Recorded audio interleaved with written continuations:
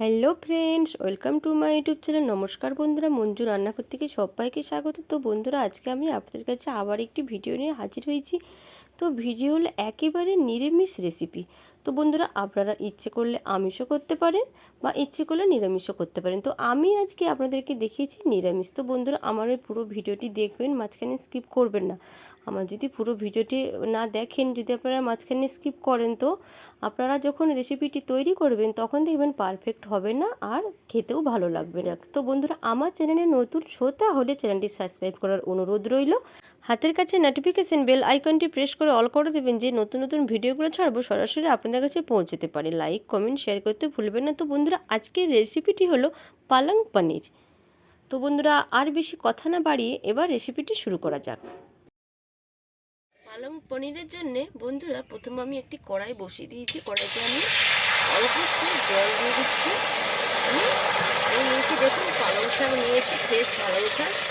আমি পালং শাকগুলোকে গোড়াগুলো ফেলে দিয়ে মাঝে বড় বড় লম্বা লম্বা ছিল, আমি আধখান করে কেটে দিয়েছি। তো পালং শাকটা একেবারে কিন্তু কচি, এটাকে আমি একটু ভাপিয়ে নেব।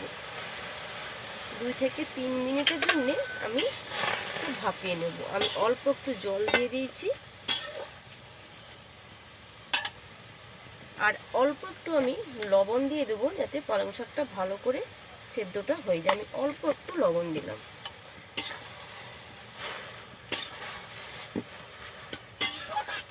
দিয়ে আমি এবার এটাকে ঢাকা দিয়ে দেবো।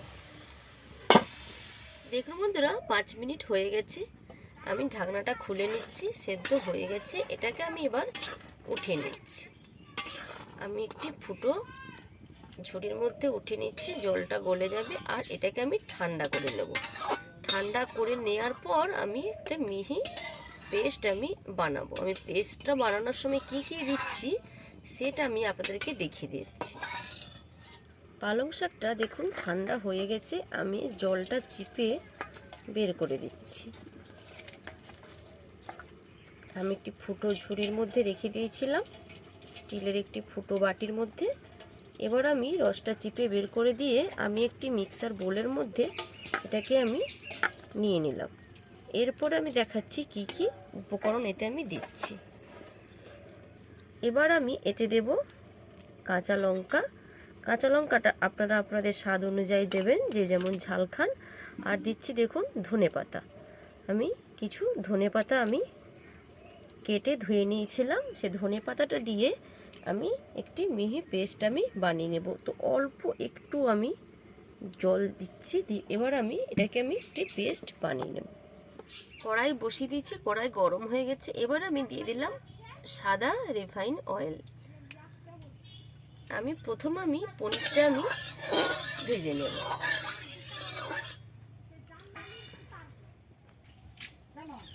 আমি পনিরটাকে হালকা ভেজে নেব। খুব বেশি আমি ব্রাউন কালার করব না, হালকা করে আমি ভেজে নেব।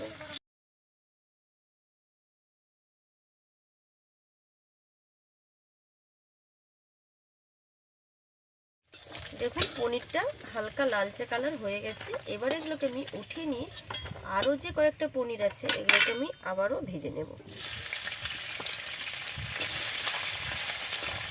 এবার এইগুলোকে উঠিয়ে নিলাম। তো বন্ধুরা, আমি পনিরটা ভেজে নিচ্ছি। আপনারা যদি ভাজাটা না পছন্দ করেন, আপনারা কাঁচাটাও দিয়ে দিতে পারেন, কোনো স্বাদের তফাৎ হবে না।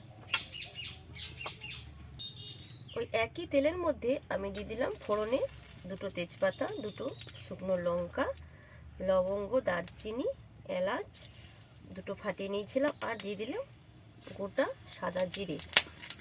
তো বন্ধুরা, আপনারা যদি তেজপাতা না পছন্দ করেন না দেবেন, সাদা জিরে দিয়ে ফোড়ন দেওয়া যাবে। এবার আমি এর মধ্যে দিয়ে দেবো আদা বাটা। আমি আদাটাকে গ্রেট করে নিয়েছিলাম, আমি খুব মিহি করে বাটিনি, আমি হালকা গ্রেট করে নিয়েছি। সে আদা বাটাটা আমি দিয়ে দিলাম।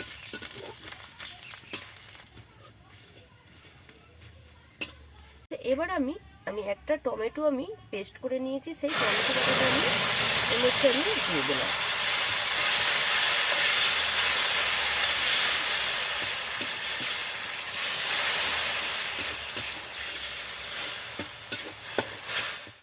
মশলাগুলো দেখুন কষানো হয়ে গেছে। এবার আমি এর মধ্যে দিয়ে দেবো অল্প একটু হলুদ,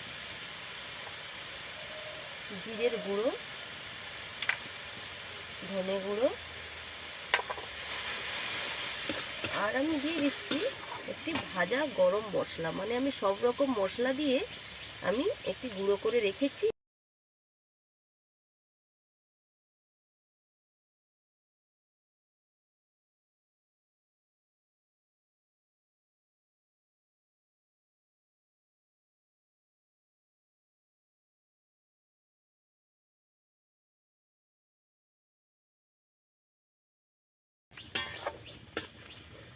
আমি আর একটু জল দিয়ে দিলাম, দিয়ে আমি মশলাটা আরও একটু সময় কষিয়ে নেব। মশলাটা দেখুন মশলা থেকে তেল ছেড়ে দিয়েছে, মশলাটা কষানো হয়ে গেছে। এবার আমি বেটে রাখা পালং শাক আর ধনেপাতা কাঁচা লঙ্কার পেস্টটা আমি দিয়ে দিলাম। তো বন্ধুরা, আমি যে ভাজা মশলাটা দিয়েছিলাম, ভাজা মশলাটাতে আমি প্রথমে দিয়েছি তেজপাতা, লঙ্কা, গোটা জিরে, জায়ফল, জয়িত্রী, লবঙ্গ, দারচিনি, এলাচ দিয়ে আমি একটা পেস্ট করে আমি রেখেছিলাম, সেই গুঁড়োটা আমি দিলাম।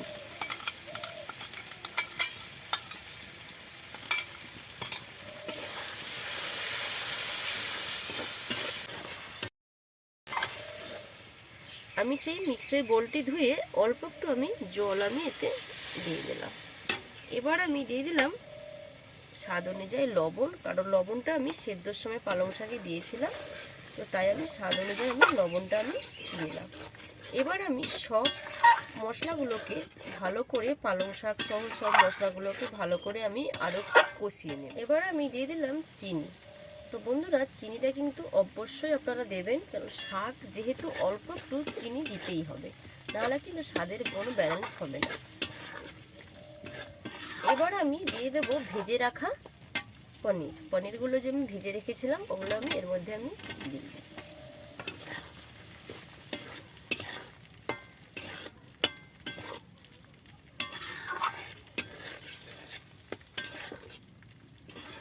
দেখুন আর পালং পনির রেডি। দেখুন কষানো হয়ে গেছে, তেল ছেড়ে দিয়েছে। এবার আমি দিয়ে দেবো সবশেষে বাটার। দেখুন বন্ধুরা, আমি বাটারটা আমি দিয়ে এবার আমি একটু নাড়িয়ে নেব। আর সবশেষে দিয়ে দেব আমি দুধের সর। তো আমার হাতের কাছে ফেস ক্রিম নেই, তো বন্ধুরা আপনাদের হাতের কাছে যদি ফেস ক্রিম থাকে তো আপনারা অবশ্যই দেবেন। তো না থাকলে যদি দুধের সর থাকে, দুধের সরকে ভালো করে ফেটিয়ে নিয়ে এই পালং পনিরের মধ্যে দিয়ে দেবেন, স্বাদটা দুর্দান্ত হবে। তো আমার এখানে এই পালং পনির রেডি, এবার শুধু সার্ভ করার পালা।